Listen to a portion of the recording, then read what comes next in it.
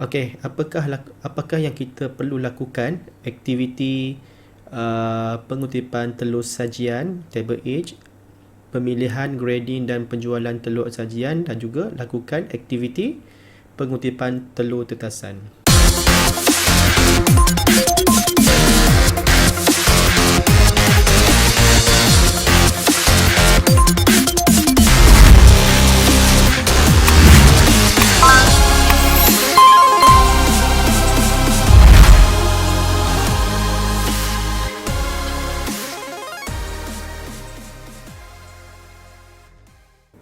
Okey, Assalamualaikum warahmatullahi wabarakatuh. Salam sejahtera, selamat petang.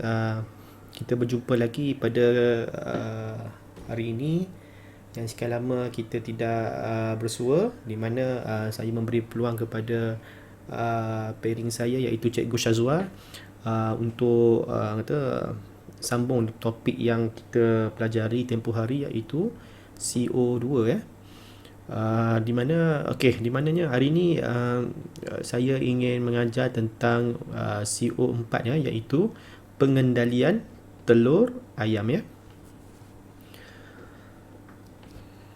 Okey. Apakah tajuk kompetensi yang kita akan pelajari di dalam topik apakah yang kita perlu lakukan aktiviti pengutipan telur sajian, table age, pemilihan, grading dan penjualan telur sajian dan juga lakukan aktiviti pengutipan telur tetasan. Hari ini saya akan mengajar 3 kompetensi yang ada di bawah tajuk CO4 iaitu pengendalian telur ayam kerana topik ini tidak begitu panjang, jadi kita gabungkan sekali lah untuk meneruskan pembincangan kita tentang CO4 ini iaitu pengendalian telur ayam. Okey, sebagai pengenalan pengendalian telur ayam ini adalah satu kaedah di mana telur ayam yang dikutip atau dipungut itu perlu dikendalikan dengan cermat serta berhati-hati sehingga telur boleh dipasarkan. Apa yang dimaksudkan ini, telur ini adalah telur komersial untuk kita menjual kepada pengguna Jadi kita perlu mengendalikan dengan cermat supaya kita tidak berlaku kerugian di dalam mengusaha dalam ternakan ayam penelur ini Okey, apakah tujuan pengutipan telur ini Okey, yang pertama adalah pengutipan telur ayam perlu dilakukan secara kerap iaitu pada waktu pagi dan pada waktu petang. Okey. Antara tujuan pengutipan telur dilakukan ialah telur dapat disimpan dalam keadaan yang lebih baik. Yang kedua, telur tidak terdedah pada suhu yang tinggi. Yang ketiga, dapat mengelakkan telur rosak atau pecah disebabkan dipijak atau dipatuk. Yang keempat adalah dapat mengelakkan telur menjadi kotor. Okay, apa yang kita nak dibincangkan kat sini berdasarkan pengalaman saya yang pernah menternak sebanyak 1,000 ekor pada tahun 2014 Selama 2 tahun kita menternak ayam penelur ini, memang kita menitik beratkan telur itu sebab kita nak pasarkan sebab pengguna ni dia tak nak telur yang pecah, tak nak telur yang rosak dan sebagainya. Dan pemilihan-pemilihan tu ada SOP yang telah ditetapkan lah. Okey, sekiranya berlakunya pecah berlakunya kecuaian kita, ini boleh mengundangkan kerugian kepada penternak lah, especially-nya. Jadi telur pun kena simpan dalam keadaan yang baik, di mana sekiranya kita menyimpan telur itu pada suhu yang suhu yang panas ataupun yang kurang selesa, ataupun suhu itu tinggilah menyebabkan ianya mudah rosak telur itu. Jadi kualiti akan downgrade lah. Jadi yang tu memang kita kena alert. Okey, kita terus kepada yang kedua. Ini adalah kita ada 2 jurusan ayam yang dikena pasti, yang itu ayam penelur Ayam penelur akan menghasilkan telur sajian, table egg dan juga ayam baka ya. Ayam baka ni biasanya ayam daging lah, kita untuk mendapatkan baka anak ayam lah. Jadi anda semua yang makan ayam daging yang putih tu kan, kita nak hasilkan telur dia lah untuk mendapatkan anak dia untuk dijual di pasaran. Jadi dua kaedah ini adalah berbeza sebenarnya, di mana telur untuk ayam penelur ni tidak mempunyai sperm ataupun tidak boleh dibiarkan kerana ianya tidak ada jantan. Kebanyakan orang salah faham bila spesies ayam penelur ni, kebanyakannya dia kata jantan pun boleh bertelur saya pun agak terkeliru juga daripada mana sumber itu yang kata ayam jantan pun boleh bertelur. Sebenarnya ayam itu telah dipilih baka yang boleh menghasilkan telur dengan cepat dan banyak dalam sesuatu jangka masa yang telah orang kata telah yang dikaji lah. Biasanya yang bertelur ni adalah ayam betina sahaja Okey, kita terus kepada mengenal pasti reban ayam Okey, kita lihat reban ayam penelur ni, kita tengok perbezaan reka bentuk reban penelur dengan reban ayam dara dan reban ayam perindukan. Ada dua jenis perbezaan lah. Perbezaan dari segi alatan sangkar penelur adalah berlainan dan reban-reban lain. Reban ayam penelur macam ni lah, macam kita orang kata reban tertutup lah dan mempunyai orang kata sangkar kat dalam reban tersebut. Okey, yang sangkar bersekat ini kaedah-kaedah yang orang kata yang lama lah. Sangkar bateri pun orang panggil, sangkar bersekat pun orang panggil, benda sama saja jadi yang tu boleh dilaksanakan di luar lah maksudnya. Jadi kata banyak jugalah penjagaan secara manual Okey, lokasi reban ni, lokasi ayam penelur yang mengeluarkan telur perlu dikenal pasti terlebih dahulu dari segi kedudukan ataupun nombor ban. Okey, tu nombor dia punya sangkar lah. Mana yang tak jadi semua kita boleh record lah daripada awal hingga akhir. Mana yang kata tak jadi, macam tak bertelur, kita harvest dan kita merawat supaya dia boleh menambahkan atau boleh menghasilkan yang orang kata produktif yang baik lah. Kena pasti reban sama ada reban ayam penelur atau ayam baka yang akan dilakukan pengutipan telur. Biasa ayam baka ni kita ada nest dia lah ataupun sarang dipanggil untuk dia bertelur lah. Bila ayam baka ni bila nak lahirkan anak ataupun untuk mendapatkan anak tu perlu ada jantan lah. Itu je beza dia Okey, mesin kutipan telur ni terbahagi kepada dua. Ada dua kaedah, iaitu pengutipan secara manual dan automatik. Automatik ni guna mesin lah yang manual tu dia menggunakan tenaga manusia kutip je Okey, mengutip telur secara manual telur yang dikutip secara manual ni memerlukan pelajar mengutip telur pada setiap sangkar ayam penelur kita kutip macam biasalah. Telur akan dikutip dan dicatat bilangan telur bagi setiap nombor sangkar supaya kita mengenal pasti mana ayam yang produktif ataupun tidak jadi bila yang tak produktif ni kan kita bagi makanan dah merugikan kita lah sekiranya tidak bertelur. Jadi dia boleh record lah kalau reban satu pagi tu pelajar kutip kata telur tak ada jadi kita catat kat situ Okey, peralatan yang perlu digunakan untuk mengutip telur tu biasa kita pakai baldi dan kail lap digunakan untuk mengumpul telur. Itu terpulang lah. Ada yang menggunakan orang kata sarang telur tu terus pun boleh, atau menggunakan baldi pun boleh, tak ada masalah. Tapi perlu cermat untuk kita ambil tu jadi itu tidak memberi masalah lah Nanti kita akan last kali kita akan packing juga. Okey, setiap kali mengutip telur, record adalah sentiasa diisi untuk memantau pengeluaran telur bagi setiap ayam. Okey, next, jika ada ayam yang mempunyai pengeluaran yang sikit atau mengeluarkan telur yang tidak berkualiti, dapat diambil tindakan seperti pemberian vitamin atau pemeriksaan kesihatan tersebut. Itu yang saya cakapkan tadi. Bila nampak telur ayam tu tidak bertelur atau tidak produktif tidak menghasilkan production kita ni, jadi kita kena pastilah sama ada ayam itu baik atau tidak. Benda tu kena check dengan baik lah Kita tidak, orang kata, tidak boleh ambil sambil lewa ataupun perlu kita tengok kesihatan ayam tersebut kan. Kadang-kadang dia banyak faktor yang menyebabkan ayam ini tidak bertelur salah satulah yang biasa pengalaman saya ni, gangguan daripada orang luar juga ataupun binatang. Kadang-kadang dia mengenali pakaian yang kita selalu pakai. Contohnya budak tu pakai baju biru kan, esok budak tu pun pakai baju yang sama hari-hari, dia akan cam lah, jadi dia tidak stres. Jadi sekiranya ada pelajar tu tiba-tiba pakai baju warna merah, jadi ayam tu kadang-kadang dia boleh stres lah, dia mengenali tuan dia tu kan. Itu ayam tu kan. Memang dalam teori ni tak ada tapi siapa yang ada pengalaman dia tahu benda tu.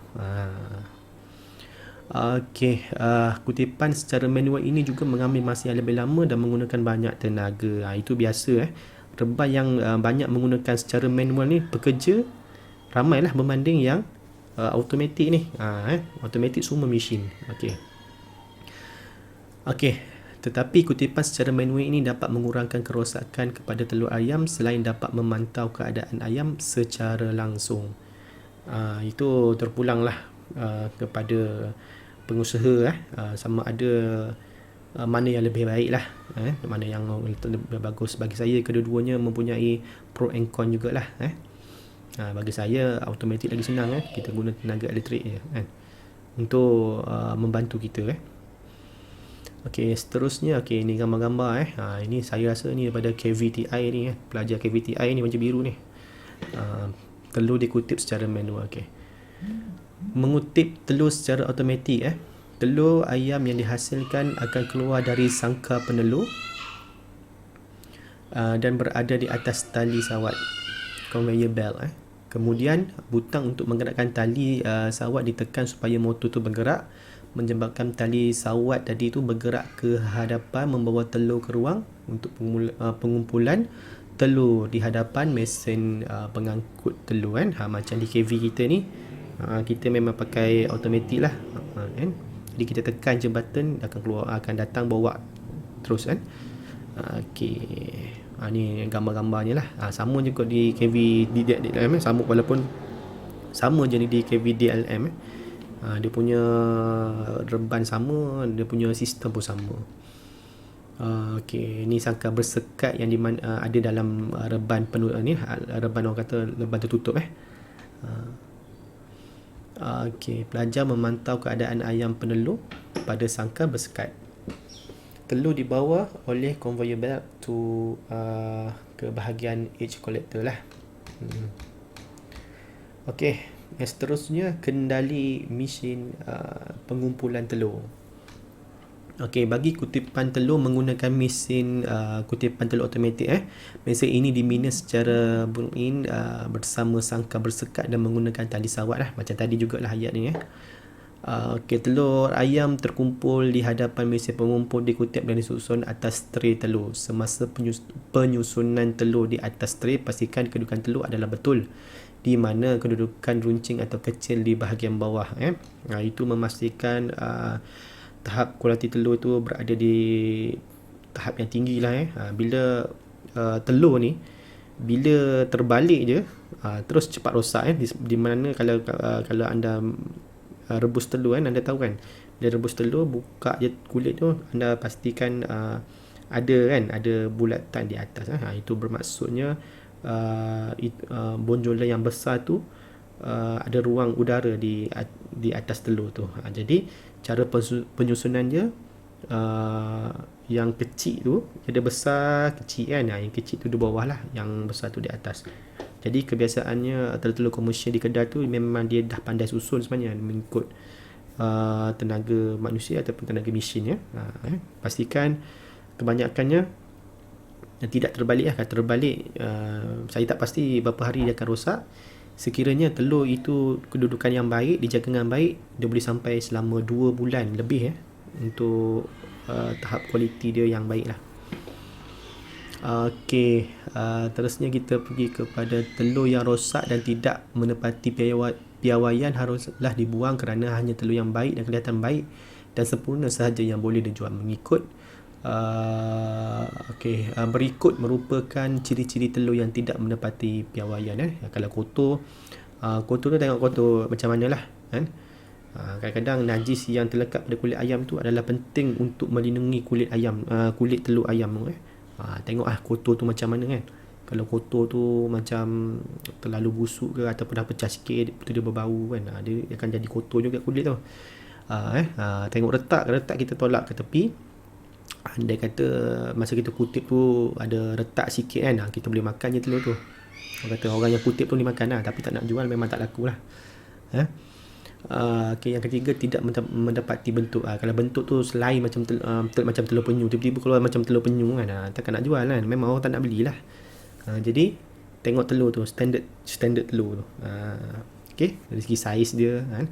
Kalau saiz dia tidak melibatkan saiz AA tadi ke saiz grade D dan selain pada grade tu, kita tak jual lah. Kalau kecil sangat, baik kita jual telur puyuh kan. Kesemua telur yang dikutip akan dilap dengan menggunakan kain kering dan disimpan di dalam stor penyimpanan telur. Biasa saya menggunakan berus periuk yang halus untuk membersihkan telur ayam itu sebab guna kain ni agak tak hilang 100% dia punya kotoran pada kulit telur kan. Bila kita guna berus cuci periuk yang halus tu, dia boleh hilang lah dan kita nampak dia cantik lah kan. Ni dia mesin pengutip telur secara automatik. Tray, tengok ni tray telur pula. Tray telur ni ada dua jenis. Kalau tengok di pasaran ada dua jenis ini. Yang tray dibuat daripada kertas keras dia asal dia pada kertas juga kan. Jadi dia basahkan legam kan, jadi macam dia boleh serap kelembapan dan sebagainya lah yang plastik tu normal, tahan lama sikit lah. Biasa yang telur plastik tu lebih kepada untuk jual kuantiti yang sikit lah. Biasa 10. Kalau nak 30 memang pakai yang tray kertas lah. Mana-mana kualiti yang sama. Cuma yang kertas ni dia ada limit dia. Saya tak pasti kalau dah sampai setahun tu dia akan keras. Bila kita beli yang baru dia lembut tau. Dia lembut je kan. Kalau yang keras tu, tengok lah kalau orang pandai beli telur kan, dia tengok keras tu, memang itu yang kita semula tu. Kadang-kadang orang yang beli tu jual balik kan. Tengok lah. Tapi boleh pakai, cuma bukan tak boleh pakai kan. Benda tu bukan kita nak makan, dia hanya meletakkan telur saja kan. Kita terus pada kaedah pengutipan telur dan letakkan ke dalam tray. Boleh baca mengutip telur secara manual dan mengutip telur secara automatik. Dia adalah beza dia tu kan. Setiap kali mengutip telur, rekod adalah sentiasa diisi untuk memantau pengeluaran telur bagi setiap ayam. Kalau guna mesin pula akan selalu digunakan di ladang ternakan secara komersial lah. Biasa yang besar-besar ni yang memang top punya telur ni, memang dia akan guna yang automatik lah. Sakit juga nak guna secara manual biasa secara manual ni biasa orang pakai di ayam bakar lah. Anda semua boleh tengok lah orang kata kaedah-kaedah yang mengutip sama je macam saya explain tadi. Telur yang dikutip akan dikira dan dicatat dalam rekod pengeluaran telur untuk rujukan pekerja ladang. Ini memastikan kena rekod lah. Rekod pengeluaran telur perlulah mengandungi tarikh kutipan telur dijalankan, bilangan telur yang dikutip dan bilangan telur yang rosak. Telur yang telah dikutipkan akan diletakkan dalam stor penyimpanan telur untuk dipilih dan disusun di dalam tray. Telur-telur yang telah siap untuk dipasarkan akan dikeluarkan dari stor penyimpanan dan akan dihantar ke kedai, ke pasar atau individu yang untuk dijual lah. Ini boleh faham lah lepas je kutip, kita gradekan, masukkan dalam tray dan kita boleh bawa keluar lah. Telur yang tidak menepati piawaian, boleh tengok lah telur kotor-kotor kan. Kalau sikit-sikit tu tak apa, boleh pakai lagi kan. Yang penting jangan retak, yang penting kan. Kalau retak memang tak laku lah. Orang tak nak beli, walaupun satu je retak, yang lain akan sama je lah, orang tak nak beli juga kan, satu tray tu kan. Bentuk yang abnormal, bentuk telur yang ni boleh tengok ni, macam tiba-tiba macam telur puyuh semua kan, kecil macam tu kan, macam tak normal lah. Saiz dia pun tak normal lah kan. Ini yang bawah daripada grade D ni. Grade D siapa nak beli kan? Okey, kulit telur pudar Okey, warna kulit macam tu lah, pudar macam tu kan. Macam telur kampung sikit, walaupun dia bukan yang kampung. Tapi kadang-kadang ayam tu pramatang dia belum orang kata belum sampai masanya, telur dia tak normal lagi lah untuk bentuk. Biasanya ayam tu di peringkat pertengahan tu baru telur dia lawa-lawa kan. Kalau saya sendiri akan membeli telur yang besar lah kan. Bagi saya telur yang besar ni adalah dihasilkan daripada ayam yang sihat. Itulah konsep saya kan. Saya tak beli telur-telur yang saiz-saizi semua. Takat beza RM1, RM2 ni saya tak fikir sangat kan. Okey, catat jumlah pengeluaran telur. Okey, ini jadual dia. Boleh tengok lah. Boleh baca sendiri dan catat je kan. Mengikut telur. Kita kena tengok, kita kena catat setiap hari Setiap hari. Pagi tu kita kutip, petang kita kutip. Kadang-kadang ayam ni boleh telur satu hari 2 biji dan ada yang 1 biji. Normal je biasa 1 biji. Tapi kalau terlebih bagus kesihatan dia tu, dia kadang-kadang 2 biji pun dia boleh telur kan. Okey, ni contoh rekod bulanan pengeluaran telur mengikut sangka. Saya sebenarnya banyak saya ada jadual yang komersial lah, jadual yang daripada syarikat-syarikat CP dia pernah bagi kat saya lah untuk membuat taman data dia sangat komplit, dan kita tak ada menggunakan Word macam ni lah, kita gunakan Excel lah Pemindahan telur ke kenderaan pengangkutan telur yang telah siap untuk dipasarkan akan dikeluarkan dari stor penyimpanan dan akan dihantar ke pasar Okey, kaedah penghantaran mestilah menggunakan pengatur yang sesuai dengan jumlah muatan yang mengurangkan kerosakan kepada telur. Okay, antara kenderaan yang digunakan untuk menghantar telur adalah van, lori, kereta dan motosikal. Ni pun agak berisiko juga Kalau banyak, kalau 1-2 no problem lah. Okey, tengok secara logik lah. Kalau banyak, kita pakai lori lah, jimat kan. Dan risiko dia kurang kan. Telur ni memang kena jaga betul-betul lah. Antara kepentingan menggunakan pengangkutan untuk menghantar telur akan cepat sampai ke pasaran. Telur lebih segar, dapat mengurangi risiko kerosakan kepada telur dan boleh mengangkut telur dalam keadaan yang banyak. Biasa kalau kita nak hantar telur ni ke tempat yang jauh-jauh ni jadi masalah gegaran dan sebagainya lah. Kena tengok kondisi. Biasanya saya akan beli telur banyak di pasar raya sebabnya pasar raya ni mempunyai suhu bilik yang baik berbanding kita beli kat luar beli kat luar dengan zinc yang panas macam di Rembau macam di Rembau kita tengok dekat Cengkau tu kan, Zul Tolo kebanyakannya mereka ni menjualkan telur ayam baka. Sebenarnya telur ayam baka yang tiada kualiti dan kata yang luar daripada spek yang nak ditetaskan jadi banyak sebenarnya nak diceritakan tentang ayam baka ni kan. Kejap lagi kita akan ceritalah sikit.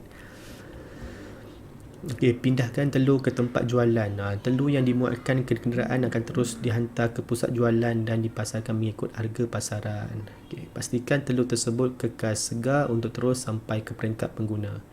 Telur sajian yang tiba di pusat jualan akan diturunkan menggunakan jet hidrolik secara berhati-hati menggunakan untuk mengelakkan kerosakan telur tersebut. Itu bergantung kepada keadaan